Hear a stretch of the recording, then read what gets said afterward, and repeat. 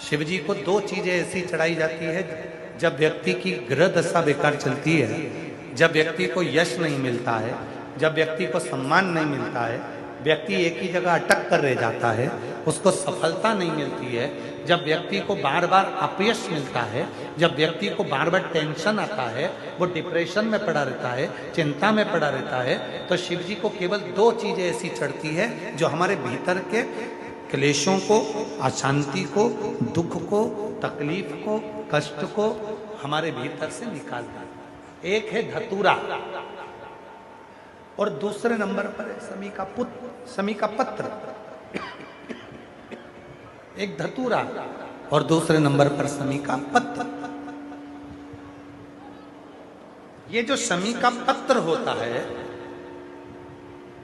समी का जो पत्ता होता है, इस पत्र में इतनी प्रबलता होती है समी के अंदर कि जैसे कहते हैं समी की जो लकड़ी होती है अगर वो आगी में डाली जाती है तो वो समी की लकड़ी आगी में लंबे समय तक चलती है, उसकी आग बुझती नहीं है, सारी लकड़ियों की आग जल्दी बुझ जाती है, पर समी की लकड़ी की आग लंबे समय तक चलती है। उसी तरह एक समी का पत्र जब हमारे भीतर बहुत क्लेश होता है, अशांति होती है, टेंशन होता है, डिप्रेशन होता है, जब मन में अशांति होती है, चिंता होती है, व्याधि आती हैं, तो एक शमी का पत्र जब हम भगवान देवाधिदेव महादेव को समर्पित करना चालू कर देते हैं तो हमारे भीतर की जो भी तकलीफें हैं, कष्ट हैं, बीमारियां हैं, रोग है, ये सब धीरे धीरे कटना प्रारंभ हो जाता है। एक शमी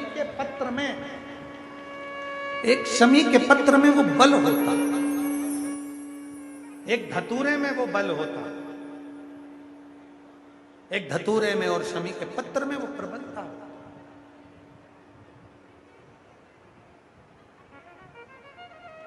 धतूरे को भी तीन तरह से चढ़ाया जाता है। जब घर में बहुत क्लेश होता है, अशांति होती है, तो धतूरे को चढ़ाने के बाद शिव जी पे जल चढ़ाया जाता है। जब कोई घर में बड़ी बीमारी आ जाती है और डॉक्टर ने कह दिया कि इसकी तो ऑपरेशन ही कराना पड़ेगा, इसको कहीं ना कहीं तकलीफ ज्यादा ही है और ऐसा लग रहा है कि बहुत तकलीफ में जाएगी ये बीमारी, उस समय पर